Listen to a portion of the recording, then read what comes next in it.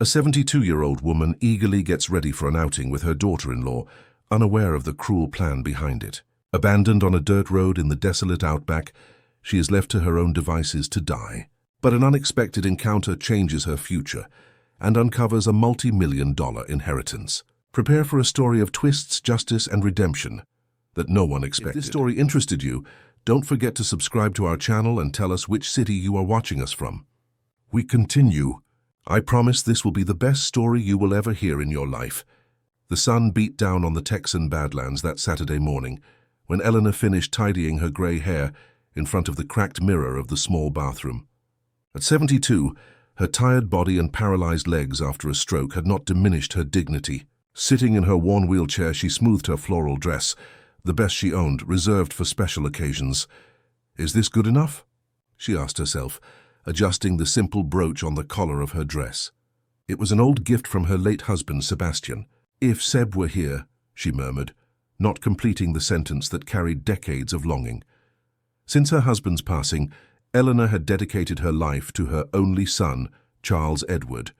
She did laundry for others in Phoenix, Arizona, even when her hands cracked from the harsh soap. She saved every penny so her son could study, dreaming of a better life for him. The effort had been worth it. Charles graduated in business administration and now worked at a company in Miami. He married Deborah, a woman from the capital, with always manicured nails and designer clothes. The humble big house where Eleanor had raised her son grew increasingly empty. Charles's visits became rare, always rushed. The one who occasionally appeared was Deborah, usually to resolve pending matters or to complain about the expenses her mother-in-law represented. That morning, Eleanor waited excitedly. Deborah had called the day before. "Mrs. Eleanor, tomorrow I'm picking you up to see a ranch we're looking at to gather the family on weekends. Charles is busy with a project, so it will be just me." The idea of seeing her son more often filled Eleanor's heart with hope. Perhaps she would finally get to know her little grandson, Michael, just 3 years old, who barely recognized her on the few occasions she had seen him. At 10 o'clock, the impatient honk of a car was heard at the door. Eleanor picked up her worn leather purse, where she had kept a small bottle of water, a small photo frame with a picture of her son as a child, and a wooden rosary that had accompanied her for decades. She waited for Deborah to come in and help her. "Good morning, my dear," she greeted with a smile when the door opened. Deborah, wearing sunglasses and clothes that seemed too new for a visit to a ranch, responded with a hurried nod. "Let's go." "Mrs. Eleanor, I have other appointments later," she said, pushing the wheelchair out without the necessary care. Her expensive perfume contrasted with the simple lavender scent emanating from the elderly woman. In the car, an imported model Charles had recently bought, Deborah barely spoke. She answered Eleanor's questions about her grandson and her son with monosyllables, focused on her cell phone, which she consulted whenever they stopped at a traffic light. "Is this ranch far, my dear?" Eleanor asked, noticing they had already left the city behind. "Not very," Deborah replied dryly. As they drove on, houses became sparse. The road cutting through the Badlands of Texas became more deserted, with dry scrubland vegetation stretching on both sides.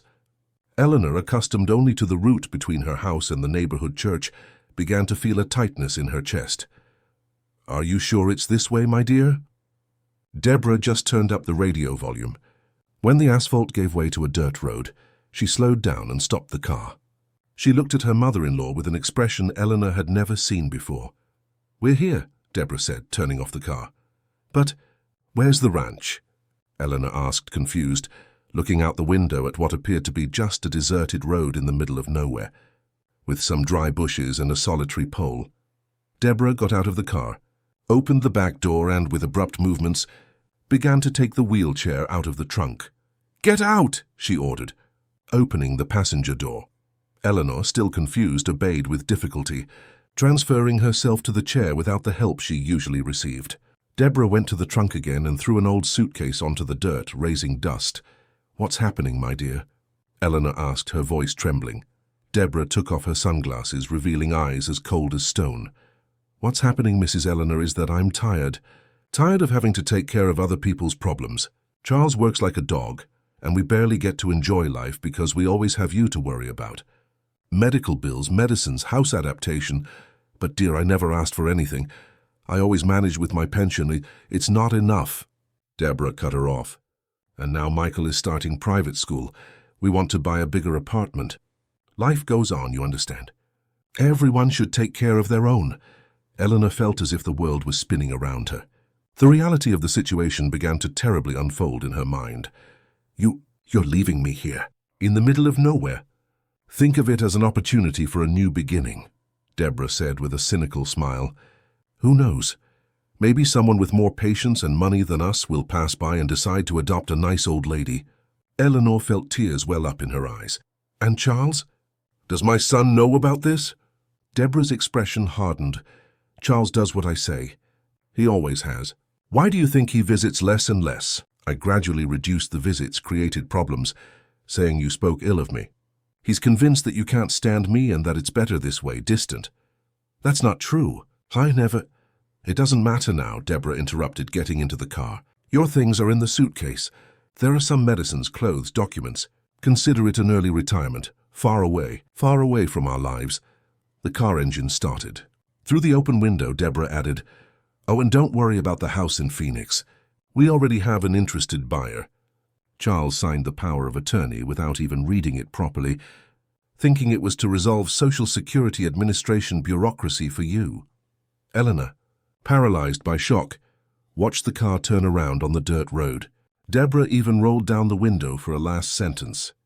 I always thought you were a nuisance, you know. Now we are finally free.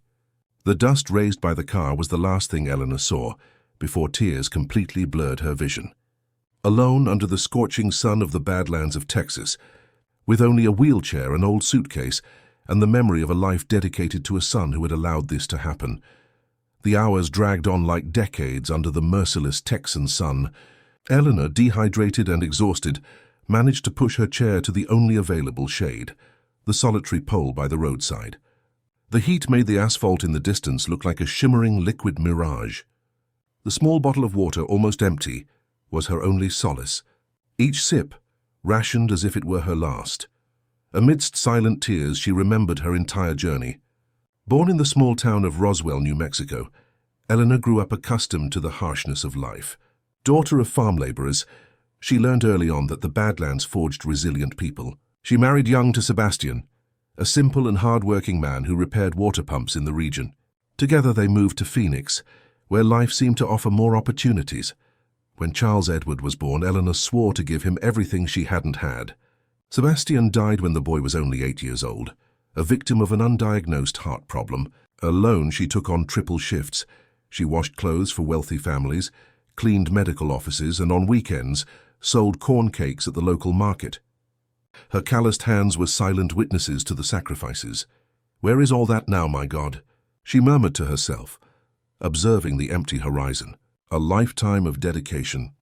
To end up like this? The afternoon advanced. The heat slowly diminished, but it brought with it the terrifying prospect of night in the middle of nowhere. Eleanor thought about what would become of her when darkness fell, when the Badlands animals began their nocturnal symphonies. A centipede had already passed near her chair, and she pushed away the thought of other less friendly visitors who might appear. That's when she heard it. Still distant but unmistakable, the rumble of an engine. Reanimated, she tried to position herself better to be seen. Could it be Deborah, regretful? Or Charles, who might have discovered his wife's plan? Or would it just be a car passing by, indifferent to her situation? The noise grew louder. It wasn't a car but a truck. Old, with paint peeling from time and sun, it appeared around the bend in the road like an apparition. Eleanor waved her arms, shouting with the little strength she still had. The truck slowed down and stopped a few yards ahead. A man in his 60s, his skin weathered by the sun and a worn straw hat, climbed out of the cab. "Ma'am, what are you doing here in this God-forsaken place?" he asked, approaching with cautious steps as if fearing to startle a wounded animal. "Thank God you stopped," Eleanor said, her voice choked. "They left me here." "My daughter-in-law, my son." The man frowned, indignant as he understood what had happened. He introduced himself as Joshua, a truck driver who transported fruit from the Rio Grande Valley to the Arizona highlands. "This is inhuman, ma'am. How can they do this to you? An elderly lady in a wheelchair in the middle of the Badlands." Eleanor briefly told her story. Joshua listened to everything, alternating expressions of disbelief and indignation. "Don't you worry, ma'am. I'll take you with me to Flagstaff.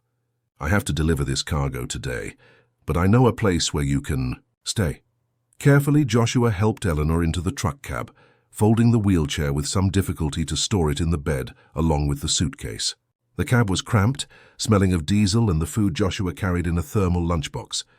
For Eleanor at that moment, it was the most welcoming place in the world. During the trip, Joshua spoke about his life. He had been a widower for 5 years, had 3 children scattered across the United States, one in Los Angeles, California, another in Washington, D.C., and the youngest in Houston, Texas.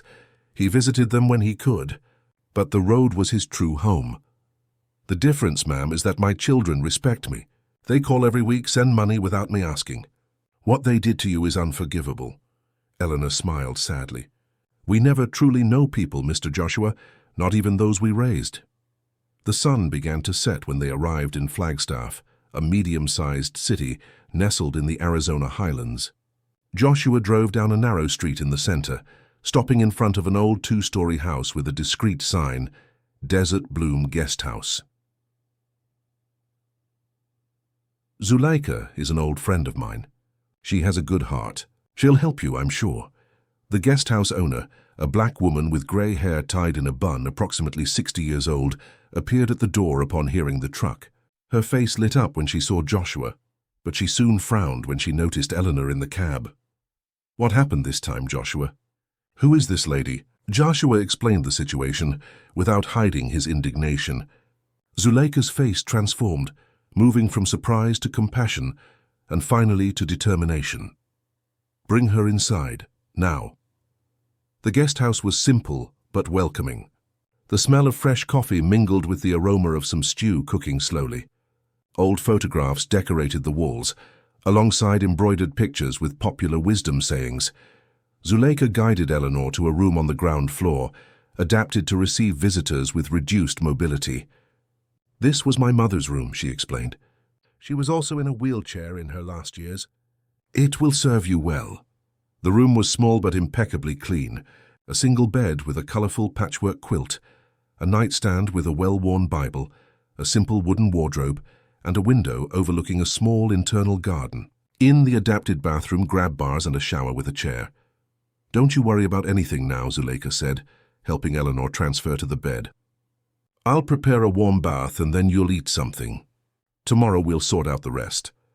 Joshua had to continue his journey, but promised to return the following week. Before leaving, he left some money with Zuleika, ignoring the guest house owner's protests. "It's the least I can do, Zuleika. God knows if it were my mother in this situation, I'd want someone to do the same." After a refreshing bath and a simple but nutritious meal, a vegetable and meat stew with manioc flour, Eleanor felt human again. Zuleika sat beside her on the bed, holding her wrinkled hands in hers. "Mrs. Eleanor, you are not alone. As long as I have a roof over my head, you have a place to stay. What they did to you is an unspeakable cruelty, but life has these things. Sometimes you have to lose everything to find what truly matters." That night, other guest house guests came to meet Eleanor. There was Mario, a motorcycle mechanic who rented a room permanently. Janine, a nursing student who had come from the countryside to study at the local college. And Tony, a truck driver's assistant who spent seasons at the guest house between trips. Everyone listened to Eleanor's story with indignation. Janine offered to examine the elderly woman, concerned about her blood pressure after so much stress. Mario promised to better adapt the wheelchair, which had a misaligned wheel. Tony, quieter, just held Eleanor's hand for a while, his eyes revealing that he too knew the bitter taste of abandonment. Before sleeping, alone in the room that was now hers, Eleanor allowed herself to cry. Not just from sadness over the abandonment, but also from relief and gratitude for these strangers who, in a few hours, had shown more humanity than her own family.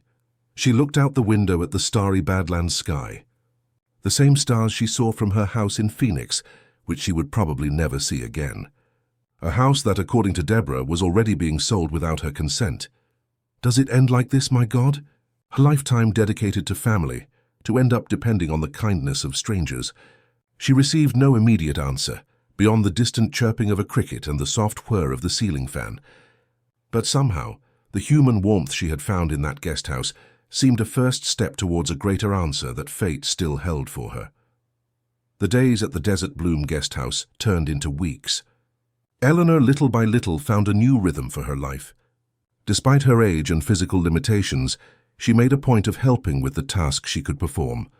She folded the clean clothes Zuleika washed for the guests, organized the pantry, peeled vegetables in the kitchen.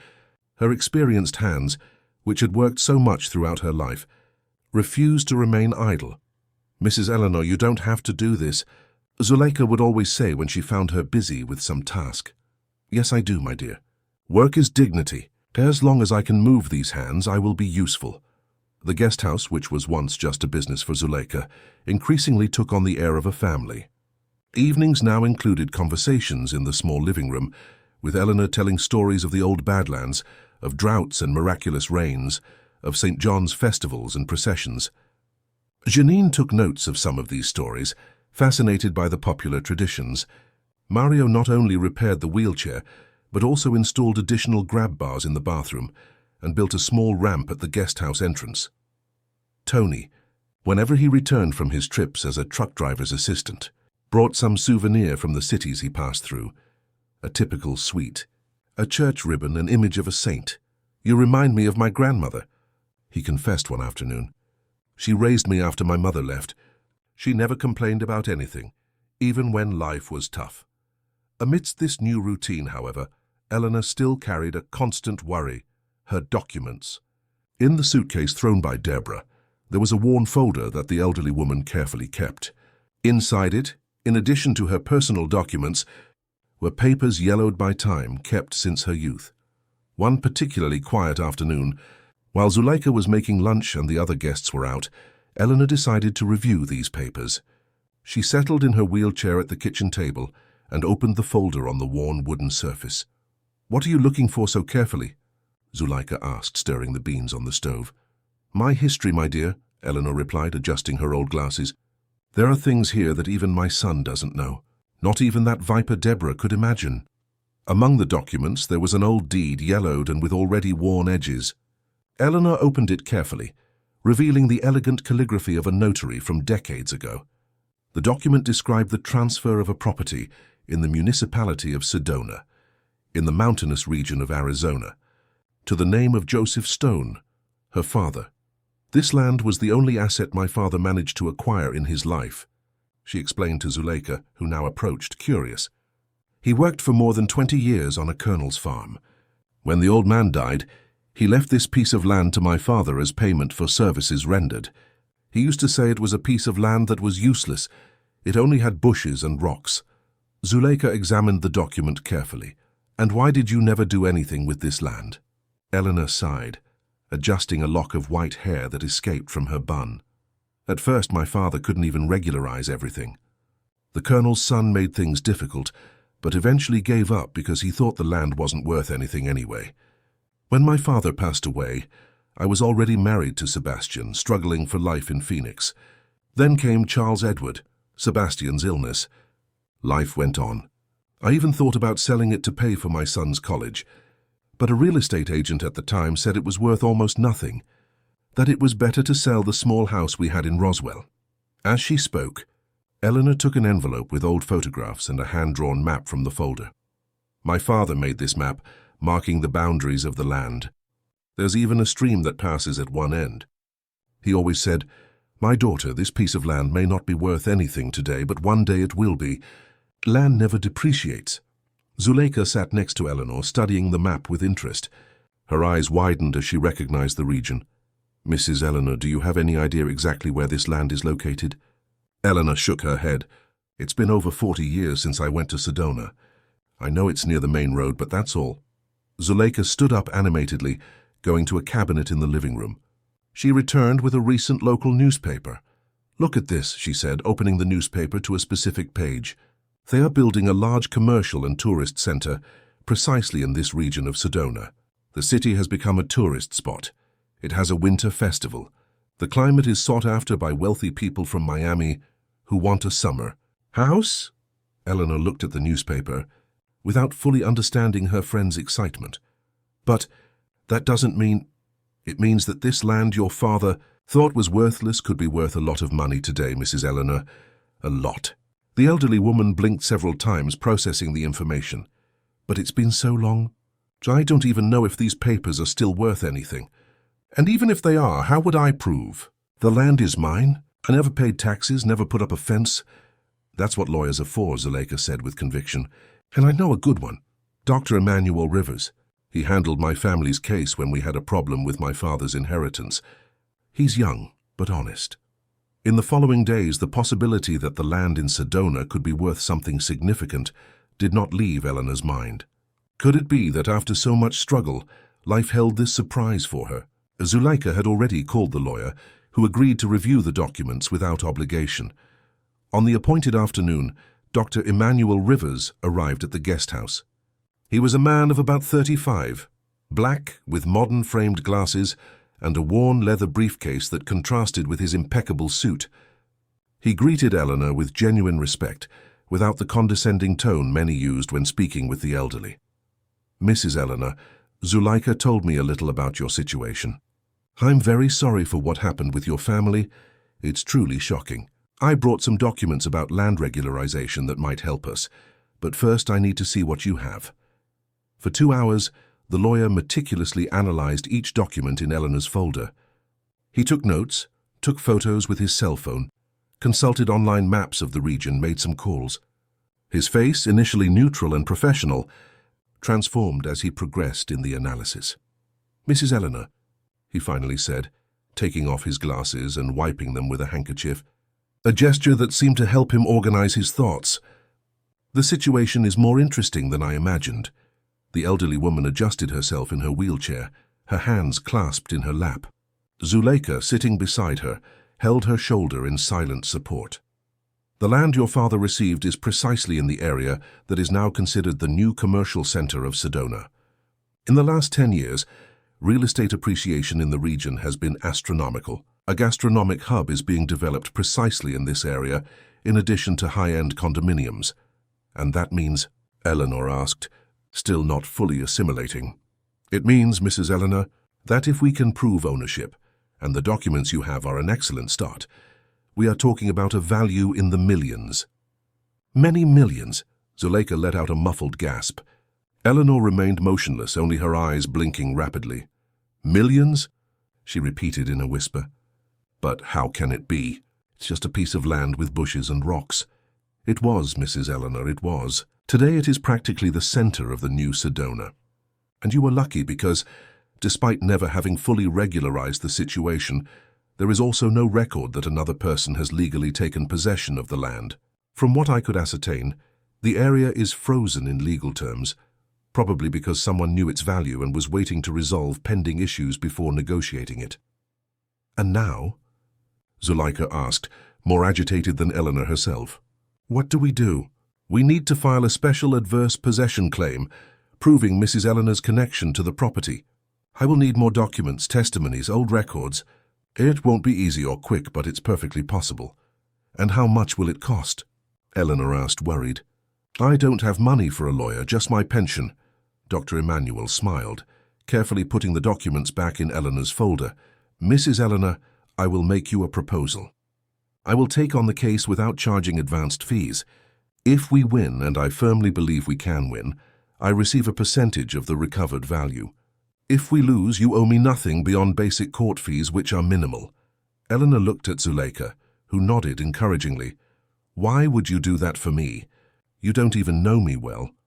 The lawyer put away his own notes and replied seriously, "My grandmother was also abandoned by her family when she fell ill. She ended up in a public nursing home, where she was mistreated until her last days. I was a child and couldn't do anything. I always promised myself that, when I could, I would help people like her, like you." That night, after the lawyer left, promising to return with more information, the Desert Bloom guest house buzzed with the news. Janine, Mario, and Tony could barely contain their excitement upon learning that Mrs. Eleanor, the sweet old lady who folded their clothes and told stories of the old Badlands, could in fact be a very wealthy woman. "Are you going to buy an apartment in Miami?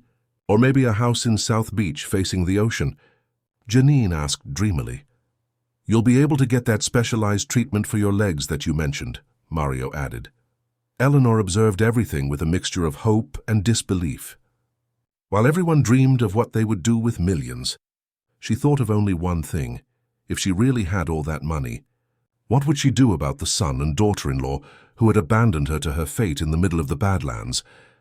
Would revenge be a dish best served cold, or would reconciliation still be possible? While Eleanor's life took on new contours at the Desert Bloom guest house, almost 250 miles away, in a luxury condominium in Miami, another story unfolded. Deborah examined her freshly manicured nails at the beauty salon, while Charles Edward, her husband, reviewed some company documents in the makeshift office in the dining room. The realtor called, she commented, without taking her eyes off her perfect manicure. He said your mother's house sale is almost closed. Just needs your signature on a few more papers. Charles nodded distractedly. In recent weeks, he had avoided thinking about his mother. Whenever the memory of Eleanor surfaced in his mind, her wrinkled face, her gentle smile, the calloused hands that had cradled him, he pushed it away, occupying himself with work or his young son. You mentioned she went to a nursing home, didn't you? He asked without looking at his wife. Of course, dear, Deborah replied softly. A great place in Tucson, Arizona. We talked about it, remember? Your mother needed specialized care that we couldn't offer. She understood and agreed. The lie flowed easily from Deborah's lips. In recent weeks, she had built an elaborate story about how Eleanor was well cared for, how she had accepted the change, how she even seemed happier there. She said her mother-in-law didn't want visitors for now, that she needed time to adjust. She even invented messages that Eleanor supposedly sent through the nurses. Maybe we should visit her, Charles suggested, feeling a pang of guilt. It's been almost a month. Impossible this week, Deborah quickly cut in. You have that important presentation on Monday. Michael has a pediatrician appointment. I have the condo meeting. Maybe next month? I'll call to see what the best day is. Charles sighed and returned to his documents. Deep down, a part of him knew there was something wrong with this whole story. But confronting that possibility would mean facing the idea that his wife and perhaps himself were not the people they pretended to be. The phone rang. Deborah answered, and her expression subtly changed upon hearing the voice on the other end. Yes, this is Mr. Charles Edwards' residence. Yes, he's here. From Horizon Builders? Land in Sedona. There must be some mistake. Deborah's face completely transformed as she listened. Her eyes widened and a calculating smile began to form on her lips. I understand. Yes, of course, he'll call back. Yes, please note my cell phone number too. When she hung up, Charles watched her, intrigued. What was that? You won't believe it, Deborah said, sitting at the table, suddenly agitated. It was some Horizon Builders. They're looking for your mother because of some land in Sedona. Apparently it's very valuable and they want to buy it. What land? My mother never mentioned any land in Sedona. Exactly. The man said he'd been trying to locate your mother for weeks. When he couldn't, he started looking for heirs. And found you. Charles frowned, confused. It must be some mistake. It's no mistake, Deborah insisted, her eyes shining with ill-disguised greed. The man explained everything to me. The land belonged to your grandfather, the one who worked for a colonel, remember? When he passed away, it went to your mother. And it turns out that this piece of land is now in the middle of a highly valued area of Sedona. They're offering millions for it. Millions? That's absurd. If it were true, my mother would have mentioned it. Maybe she didn't even know its value. Or maybe... Deborah hesitated, calculating her next move. Maybe she was hiding it from us. Charles stood up, indignant. Why would my mother hide something like that? I don't know, dear. Perhaps to leave it to some charity. Or to someone she recently met. You know how elderly people can sometimes be influenced. The seed of doubt had been planted. Charles picked up the phone.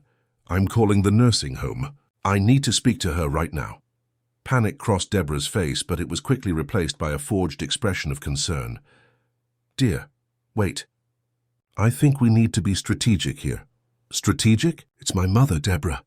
Yes, and we're talking about millions of dollars. If this land is really that valuable, we need to ensure it's managed correctly. Your mother is old in a wheelchair. Who's to say people aren't taking advantage of her in that nursing home?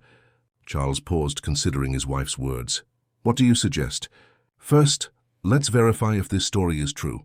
Call the construction company. Ask for more details. Then let's go to Tucson and pick up your mother. She should come home where we can take care of her properly.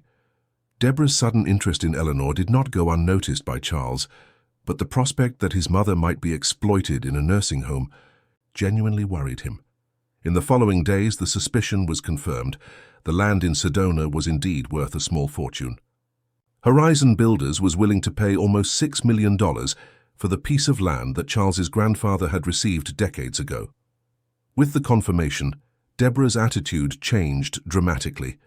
She bought expensive gifts for the dear mother-in-law, ordered renovations in the guest room to receive the family matriarch, and even hired a nurse. They called from the nursing home, she announced one morning, feigning surprise. They said, "Your mother isn't there anymore." "What do you mean?" "Where did she go?" Charles asked, alarmed. "Apparently she asked to be transferred to another place but didn't leave an address. I'm as worried as you are." Charles began to feel that something was profoundly wrong. "Deborah, what's really going on?" "My mother would never do something like this without telling me." Tears readily came to Deborah's eyes. Years of manipulation had perfected her ability to cry on command. "I didn't want to say anything because I knew you'd be devastated. But the last few times I visited your mother, she seemed so different, distant. She talked about starting a new life, said you never had time for her." "That doesn't make sense," Charles insisted, guilt mixed with confusion. "I need to find her." For an entire week, Deborah pretended to help in the search. She called nursing homes throughout the region, pretended to contact social workers, all calculated to lead nowhere. Meanwhile, she used all her powers of persuasion to convince Charles that they needed to resolve the land issue. "If your mother is hiding on purpose, there must be a reason," she suggested. "Maybe she's being manipulated by someone.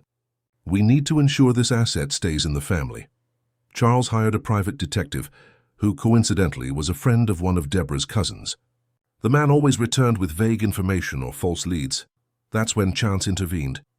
The construction company representative, tired of waiting for a response from the family, decided to intensify the search for Eleanor. His contacts led him to the small city of Flagstaff, where rumors about an elderly woman in a wheelchair who might own valuable land began to circulate. One hot afternoon, the man parked his imported car in front of the Desert Bloom guest house. Zuleika received him with suspicion, initially denying she knew any Eleanor Stone, but the visitor left his card and mentioned the millions involved in the transaction. When she informed Eleanor about the visit, Zuleika noticed the impact of the news. "They found me," the elderly woman murmured, pressing her fingers against the edge of her wheelchair. "Here, if they found me, they'll find Charles Edward too." "And is that bad?" Zuleika asked. "It means Deborah will come. That woman would never let millions slip through her fingers." Dr. Emmanuel, when informed, advised caution. "Mrs. Eleanor, you don't have to receive anyone you don't want to. Legally, the land is yours. Your son or daughter-in-law have no right to it while you're alive." But Eleanor knew it was only a matter of time. And she was right. 3 days later, a gleaming black car stopped in front of the guest house. Zuleika, who was sweeping the sidewalk, watched an elegant woman get out of the vehicle, carrying a bouquet of flowers and a box of chocolates. Behind her, with a tense and uncomfortable expression, came a middle-aged man whom Zuleika immediately recognized from the photographs Eleanor kept, Charles Edward. "Good morning," Deborah said with a practiced smile. "We are looking for Mrs. Eleanor Stone. They said she is staying here."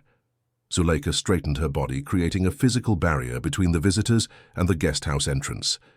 Her years as a business owner had given her a sharp eye for judging people's character, and she had not liked what she saw in that woman with perfect nails and a fake smile. "May I know who is looking for her?" "I am her daughter-in-law, Deborah Edward, and this is my husband, Charles Edward, Mrs. Eleanor's only son. We are desperate. She disappeared from the nursing home where she was in Tucson, and only now have we managed to find her." Zuleika observed Charles Edward's reaction. The man seemed genuinely disturbed, but also confused, as if he didn't fully understand the situation.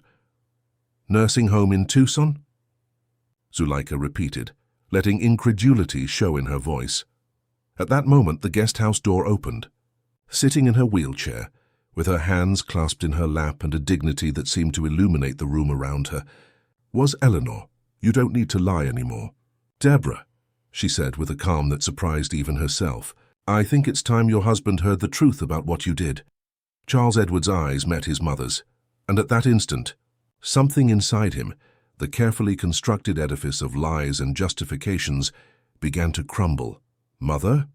was all he could say, his voice choked with emotions he couldn't name. "Hello, my son," Eleanor replied with a sad smile.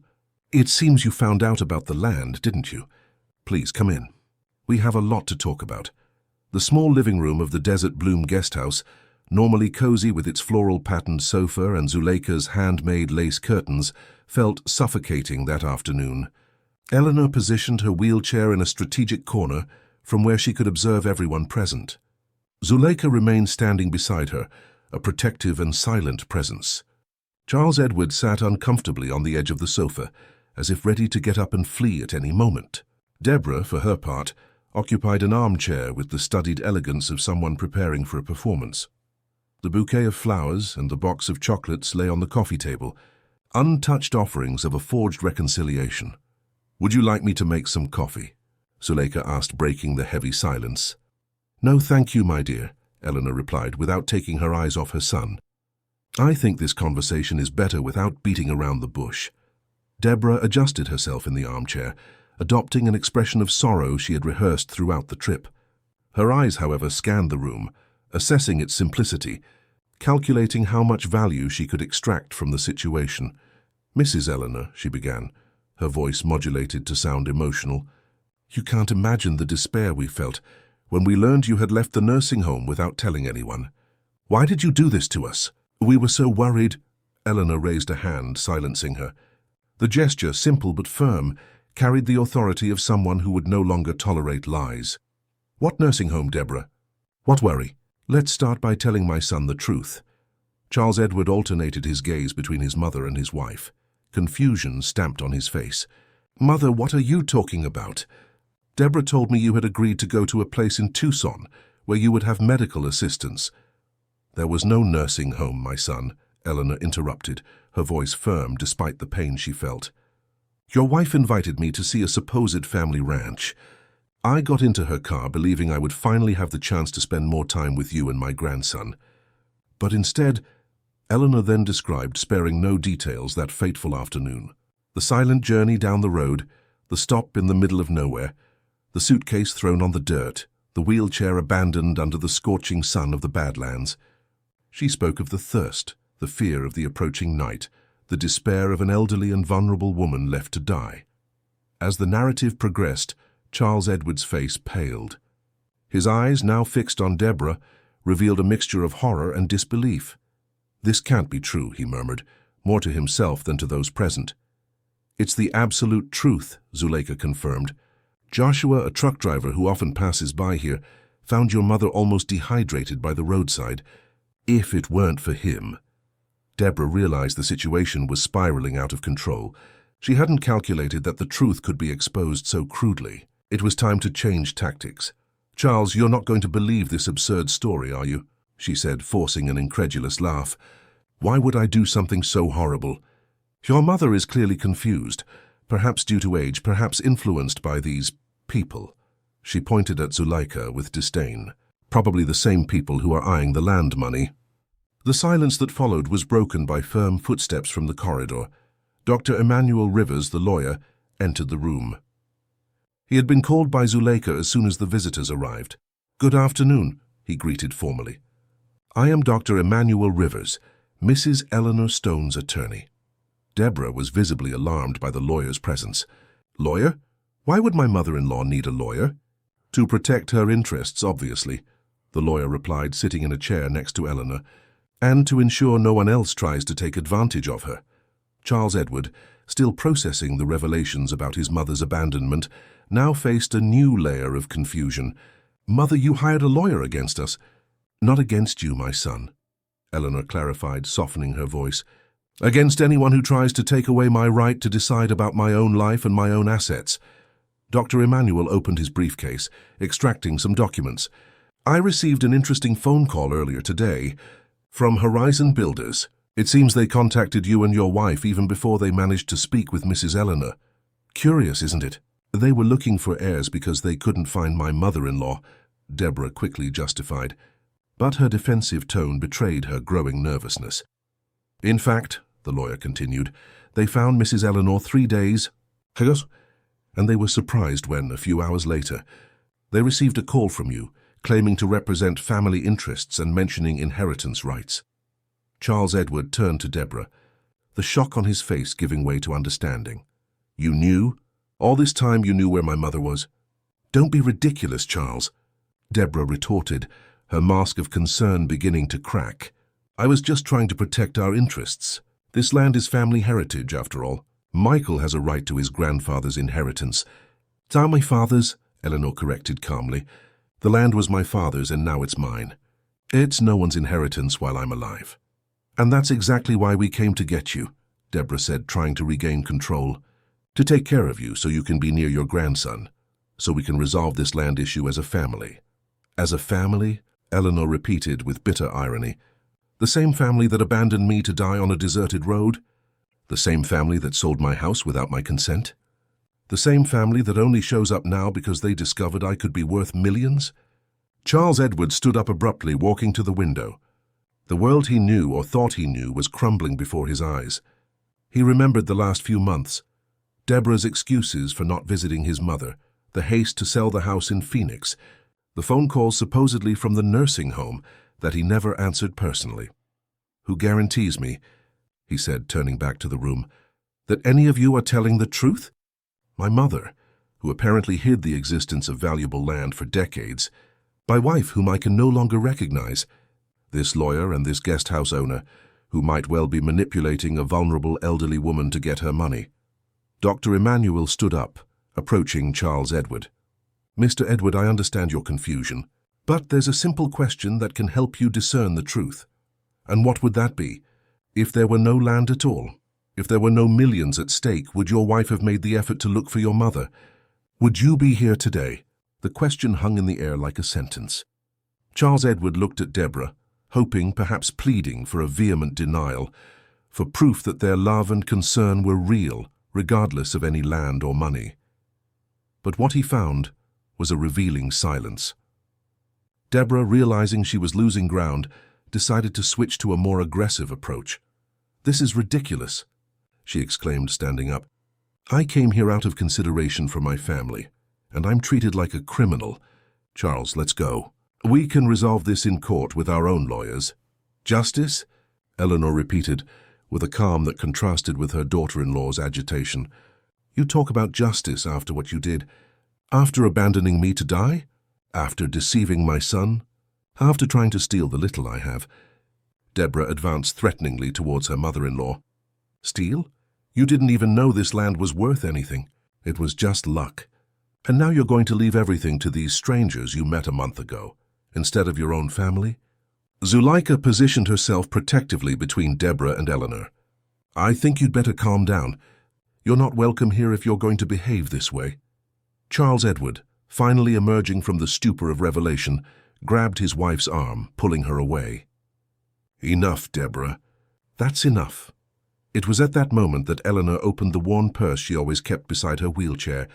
From inside she took out 2 envelopes, one with Deborah's name, the other with her son's. I knew this day would come, she said, extending the envelopes.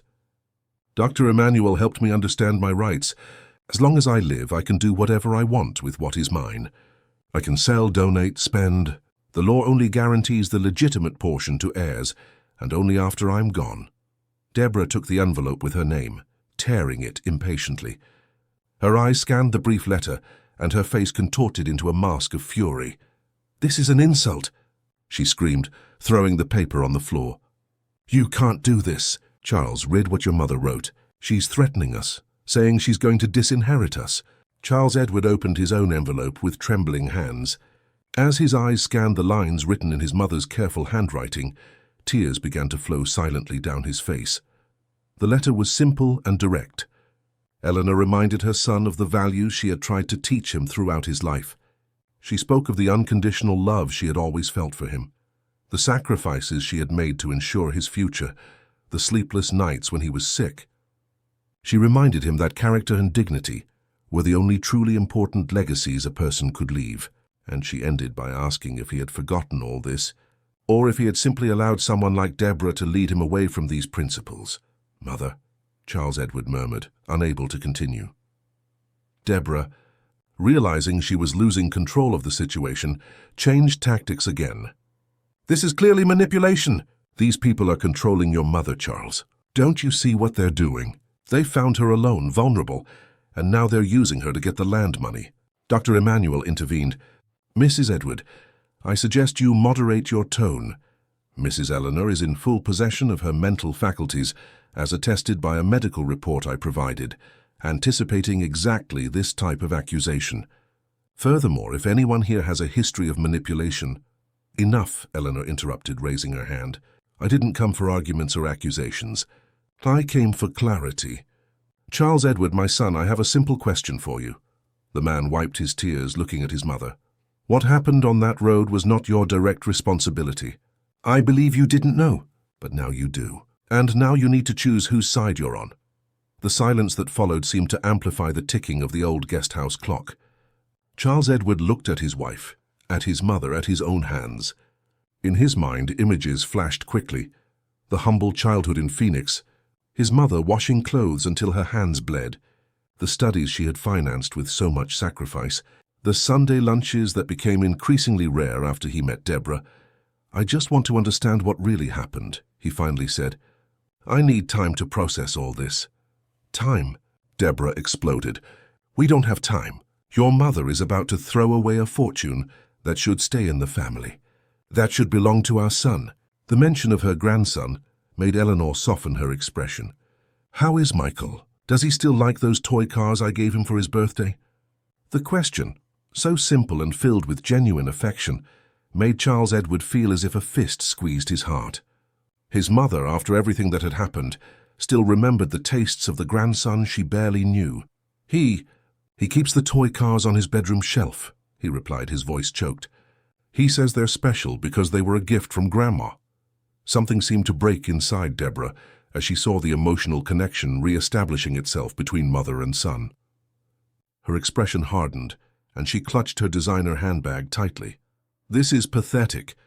You two have always been like this, too sentimental. That's why you never got out of mediocrity until I came along." She turned to Eleanor, the veneer of politeness completely gone. "You'll still regret this. Nobody makes a fool out of me, understood? Nobody. This money should be ours, and I'll make sure it is, even if I have to sue you down to the last penny." Charles Edward, shocked by his wife's outburst, finally saw clearly what he had refused to acknowledge for so long. The woman he had married was not who he thought she was. Perhaps she never had been. "You'd better go to the hotel, Deborah," he said with surprising calm. "I'm staying here a bit longer. I need to talk to my mother." "What? You're going to side with her? After everything we've built together?"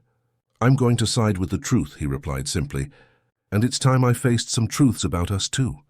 Deborah looked around, realizing she had lost the battle, at least for now. She adjusted her bag on her shoulder with wounded dignity and walked to the door. "This isn't over," she threatened before leaving, slamming the door with unnecessary force. The silence that followed was filled only by the creak of Eleanor's wheelchair as she approached her son. With trembling hands, she touched his face, wiping away a lingering tear. "My son," she said softly, "the choice has always been and always will be yours. I'm not asking you to abandon your wife or your marriage. I'm just asking you to see the truth about who she really is, and perhaps more importantly, about who you really are." 3 months had passed since the confrontation at the Desert Bloom guest house. The mild winter of the Arizona highlands painted the sky an intense blue without the heavy clouds of the rainy season. In the small office of Dr. Emmanuel Rivers, Eleanor, seated in her wheelchair, watched her trembling hands as she signed the last document in the pile. "Done," the lawyer said, stamping the paper with solemnity. "It is officially concluded. The Sedona land now belongs to Horizon Builders, and you—" He smiled, adjusting his glasses. "You are now a wealthy woman, Mrs. Eleanor." Zuleika, sitting beside her friend, couldn't suppress a little cry of emotion. Joshua, the truck driver who had rescued her on the road and made a point of being present at this important moment, took off his hat as a sign of respect. Mario, Janine, and Tony also invited for the special occasion, applauded discreetly. The construction company representative, a man in an impeccable suit and a commercial smile, put his copy of the documents into a leather briefcase. "You made an excellent deal, Mrs. Eleanor. That land will be at the center of one of the largest commercial and residential developments in rural Arizona. Soon, where once there were only bushes and rocks, there will be a shopping center, restaurants, her leisure area." "My father always said that one day that land would be worth gold," Eleanor commented, a mixture of pride and nostalgia in her voice. "He didn't live to see it, but he was right." When the construction company representative left, the small group that formed Eleanor's new family remained in the office. Dr. Emmanuel opened a bottle of sparkling wine he kept for special occasions. "A toast," he proposed, raising his glass, "to justice that delays, but does not fail." Everyone raised their glasses. Eleanor, however, seemed thoughtful, almost melancholic amidst the celebration. "What's wrong, Mrs. Eleanor?" Zuleika asked, noticing the change in her friend's expression. "Aren't you happy?" "I am, my dear, I am," the elderly woman replied, adjusting herself in her chair. "I'm just thinking about the purpose of all this. God gave me this unexpected blessing in the final stretch of my life. I need to use it wisely." Dr. Emmanuel poured another round of sparkling wine. "Have you decided what you're going to do with the money?" Eleanor nodded, a new determined sparkle in her eyes. "Yes, I have. And that's why I'd asked all of you to be here today. It's not just to celebrate the sale, but to share my plans." Everyone settled in, curious. Eleanor asked Dr. Emmanuel to open her document folder. "First," she began, "I want to ensure that the people who saved me when I had nothing are rewarded. Not out of obligation, but out of gratitude." Dr. Emmanuel extracted some papers from the folder. "Zuleika, you welcomed me when I was just an old woman abandoned on the road. You gave me a roof, food, and most importantly, dignity. This document is the deed to this guest house, which is now in your name, free of any debt or encumbrance." Zuleika covered her mouth with her hands, her eyes welling up. "Mrs. Eleanor, I can't accept this." "You can and you will," Eleanor stated with the serene authority she had developed in recent months. "Furthermore, there's a fund to renovate and expand the guest house. I want this place to continue being a refuge for those in need, as it was for me." Dr. Emmanuel moved to the next document. "Joshua, this is the title to a new truck, current model, with all safety and comfort features. It's already in your name, documented and licensed." The old truck driver took off his hat again, unable to hide his emotion. "Mrs. Eleanor, I only did what any Christian would do. You saved my life, Joshua. There's no price for that. I only ask that you continue to stop and help anyone you find along the way, as you did for me." To Mario, Janine, and Tony, Eleanor allocated scholarships and funds to start their own businesses. Each received the gift with tears of gratitude and promises to honor the trust placed in them. "But this is just the beginning," Eleanor continued, her face lighting up with the enthusiasm of new projects. "Dr. Emmanuel, show them the blueprints." The lawyer unrolled large sheets of paper on the table. On them, detailed architectural projects showed 2 different ventures. "This," Eleanor explained, pointing to the first, "is the Desert Bloom Haven, an institution for abandoned or familyless elderly people. It won't be just any nursing home, but a place of dignity and respect with medical care, recreational activities, and most importantly, affection. I've already bought the land on the outskirts of Flagstaff, and construction begins next month." Everyone gathered closer to see the drawings better, admiring Eleanor's vision. The project was ambitious. A complex of small houses adapted for elderly people with different needs, common areas for socialization, gardens, a community garden, and even a small outpatient clinic. "And this," she continued, indicating the second project, "is the New Path Transitional Home for homeless people.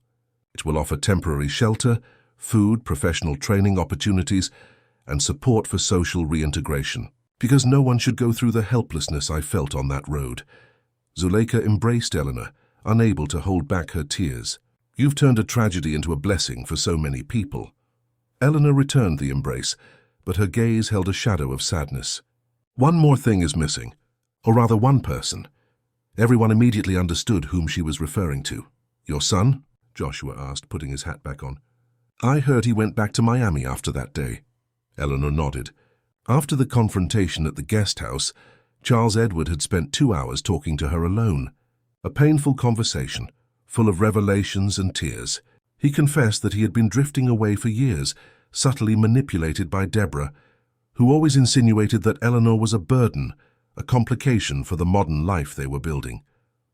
He admitted his cowardice in not personally verifying the stories about the nursing home, in accepting so easily the estrangement from the mother who had sacrificed so much for him. That same day, Charles Edward returned to the hotel where Deborah was waiting for him, only to inform her that he needed time to think. He went back to Miami alone, leaving his wife furious. In the following weeks, sparse messages reached Eleanor.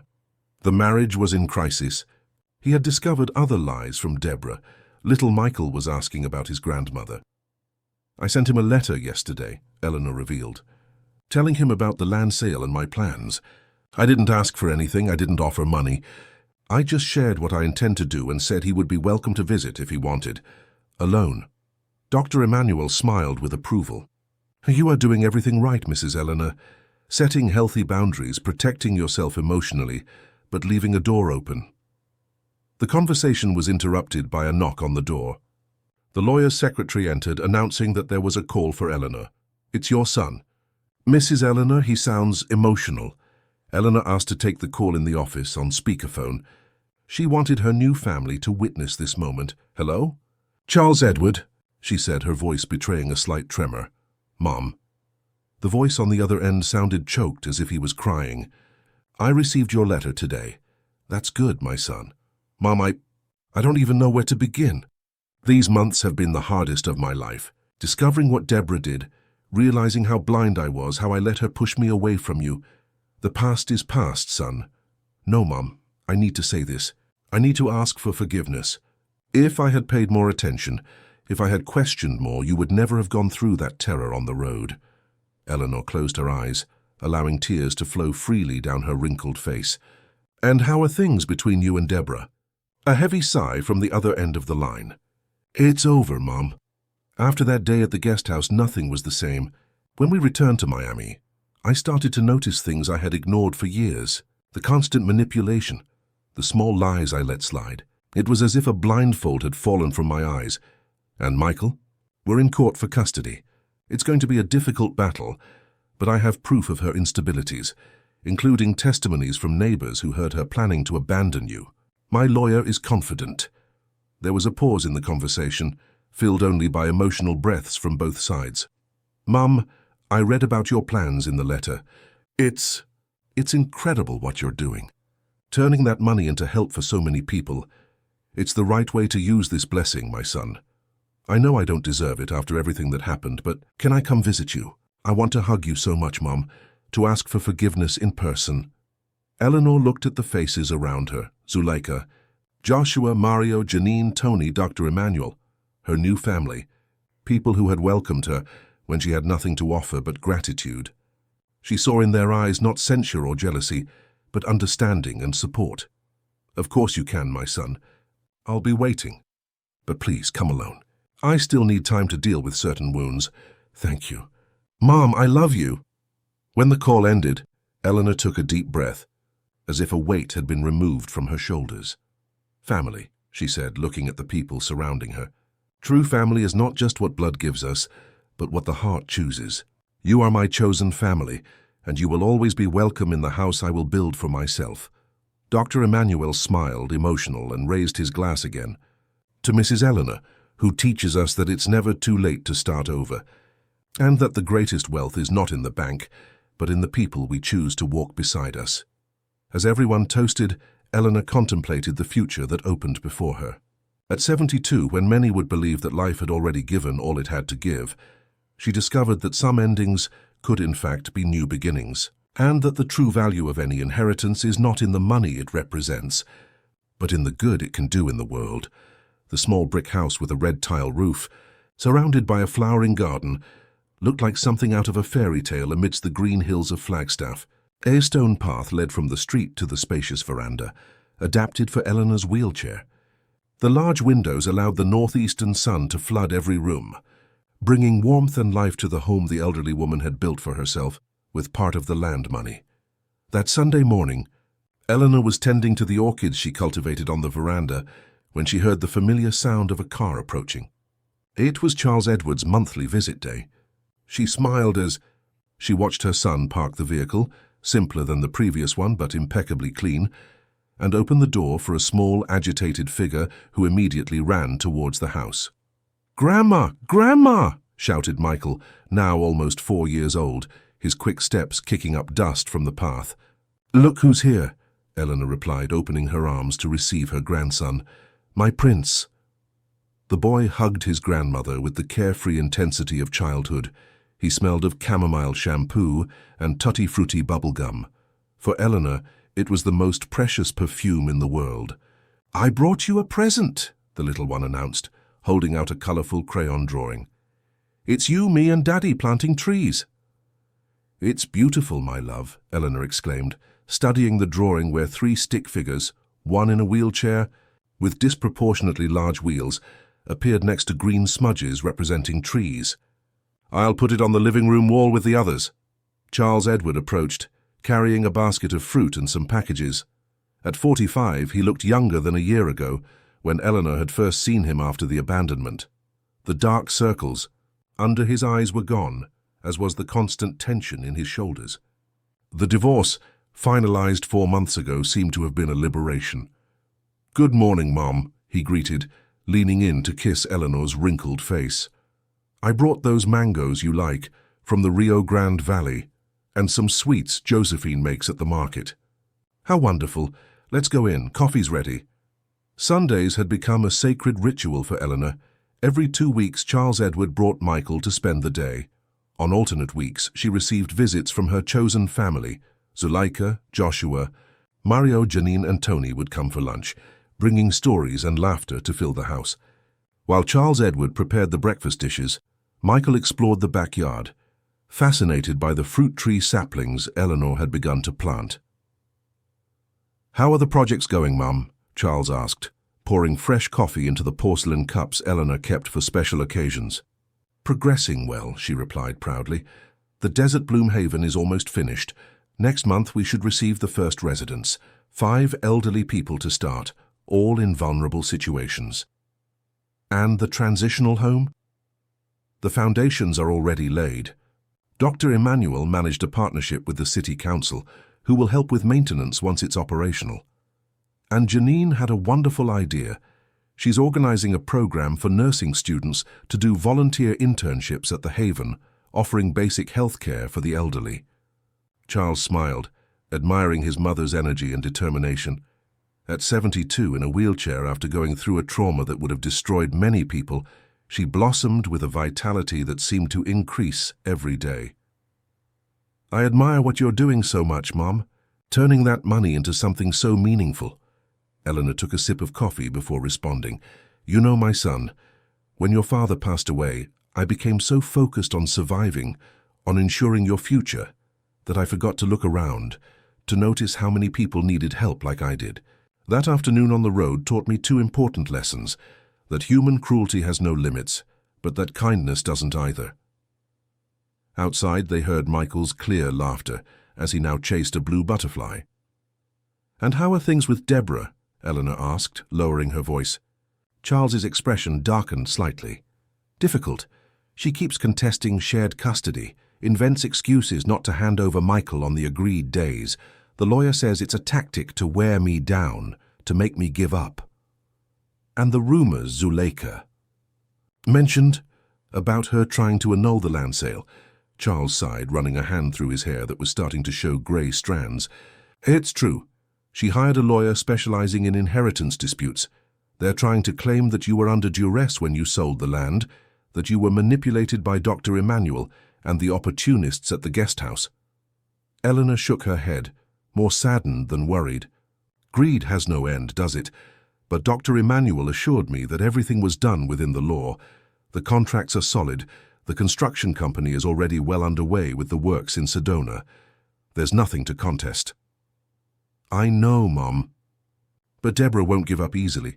She became obsessed with this money, with the idea that she lost millions because of me." Eleanor stretched her wrinkled hand across the table, holding her son's. One day she will understand that she lost something much more valuable than money. She lost the chance to be part of a true family. The conversation was interrupted when Michael burst through the kitchen door, his eyes shining with excitement. "Grandma! Grandma! A colorful truck is coming!"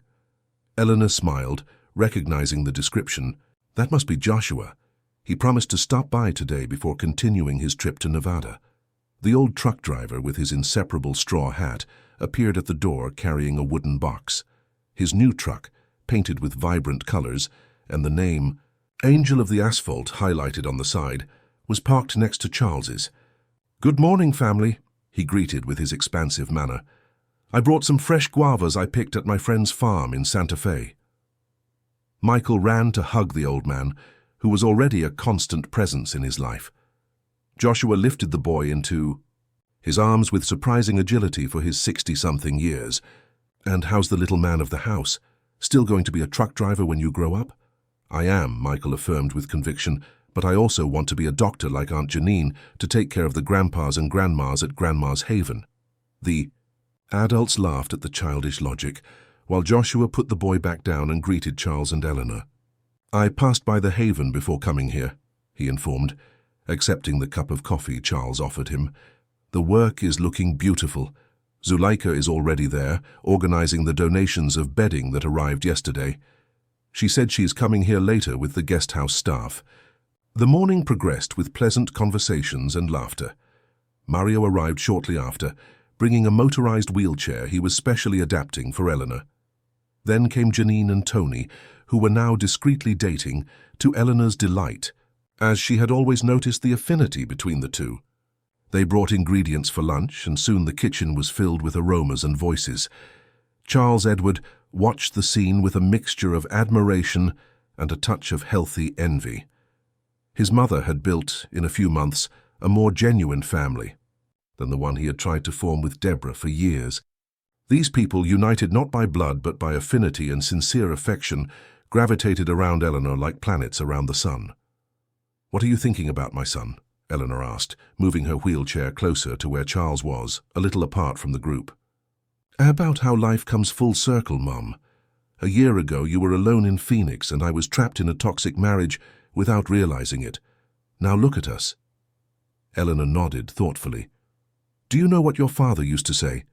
That life is like planting a crop in the Badlands. You prepare the land, care for it, but you never know exactly what you will harvest or when the rain will come. The only certainty is that if you don't plant anything, you don't harvest anything." At that moment, Charles Edward's cell phone rang. He checked the display, and his expression immediately darkened. "It's Deborah." "Answer it, son." "It might be about Michael." Charles moved away to talk on the phone. When he returned minutes later, he seemed disturbed. "What's wrong?" Eleanor asked, concerned. "She's coming here now." "What? What do you mean?"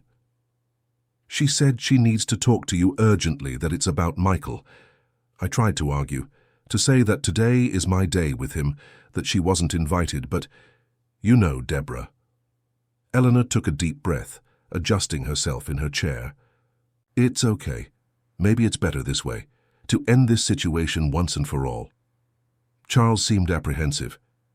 "Mom, you don't have to receive her. I can just say you're not feeling well today." "No, my son. If there's one thing I've learned, it's that running from problems only makes them grow. We'll face this together." Eleanor gathered everyone in the living room and explained the situation. Immediately, a protective barrier formed around her. Joshua stood beside her wheelchair like a guardian. Zuleika, who had just arrived, adopted a matriarchal stance of someone who would not tolerate disrespect in her presence. "If that viper thinks she's going to bother our Eleanor, she's very mistaken," the guest house owner declared, crossing her arms. Half an hour later, they heard the sound of an unfamiliar car. Through the window, they saw Deborah park a new, expensive model, clearly recently acquired. She was impeccably dressed and made up as always, but there was an evident tension in her movements. To everyone's surprise, she took a child from the back seat, a girl of approximately 2 years old. "Who is that child?" Zuleika asked, suspicious. I don't know, Charles Edward replied, genuinely confused.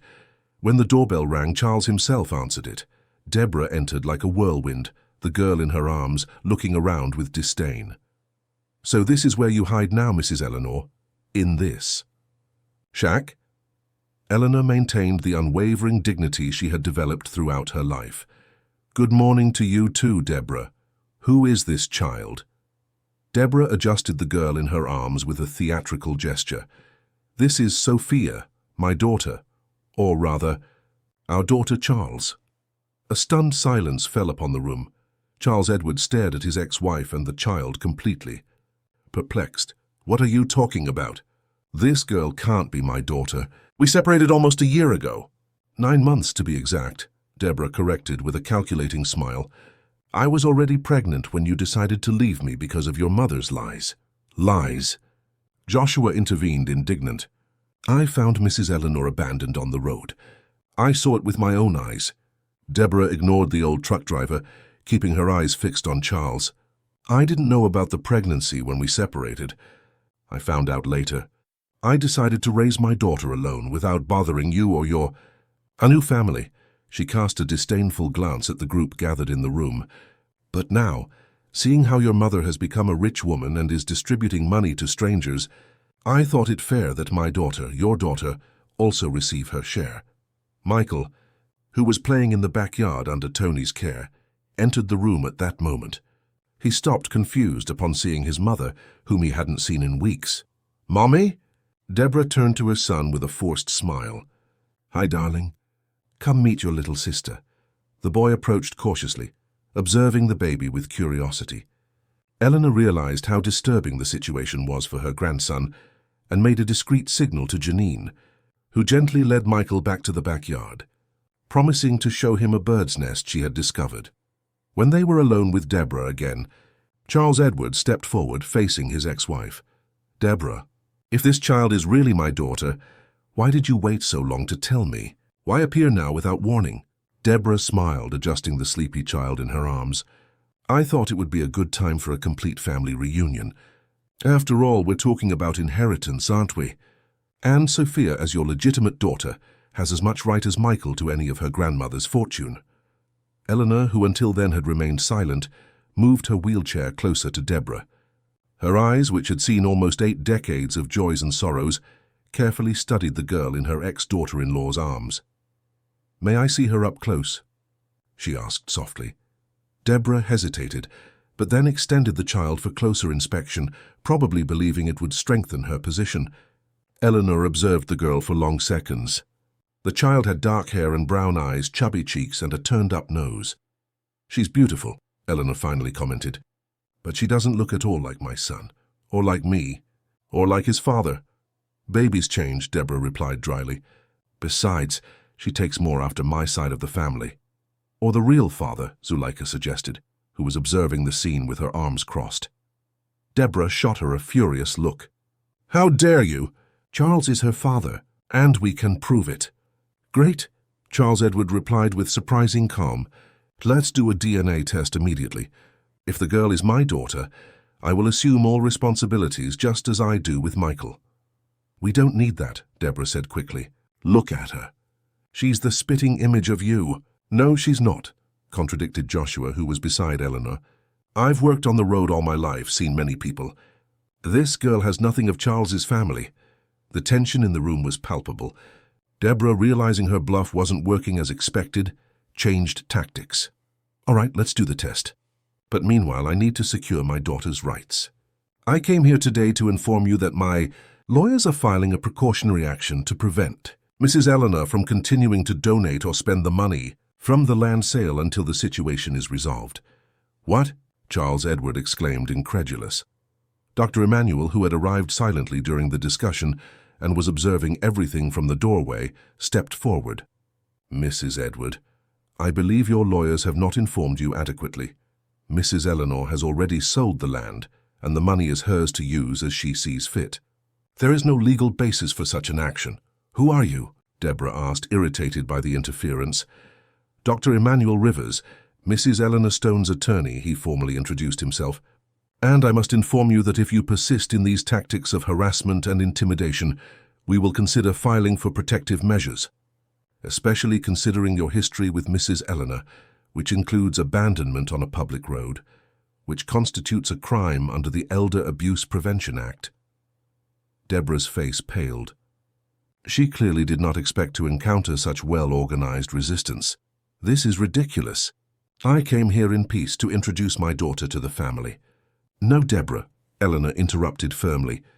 You came here for the same reason you abandoned me on that road. Money. The difference is that now I am not alone and defenseless. Deborah, realizing her strategy had completely failed, clutched the child to her chest in a theatrical protective gesture. I'm leaving now, but this isn't over. I'll be back with my lawyers and— No, you're not taking Michael, Charles interrupted, guessing her intentions. Today is my custody day as determined by the judge. Michael is my son. Our son, Charles Edward corrected calmly. And you are disturbing his peace and all of ours. Please, Deborah, leave. Anything we need to discuss we will do through our lawyers. For a moment it seemed Deborah would explode. But then, looking around and realizing she was alone against a united group, she retreated. This isn't over, she repeated, heading for the door. None of you know who you're dealing with. On the contrary, Eleanor replied serenely. We know exactly who we are dealing with. It's you who never understood who I am. After Deborah left, the group remained silent for a few minutes, processing what had happened. It was Mario who finally spoke in his direct way. She'll be back. With more lies, more demands. Probably, Dr. Emanuel agreed. But we are prepared. I have documented every interaction, every threat. If necessary, we will request more severe judicial measures. Charles Edward seemed devastated. Mom, I'm so sorry. So much shame. How could I have been so blind for so many years? Eleanor approached her son, holding his hands in hers. My son, love sometimes blinds us.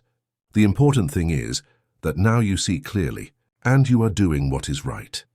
Michael returned from the backyard with Janine, oblivious to the drama that had just unfolded. He ran to his father's lap, excited about the bird's nest he had discovered.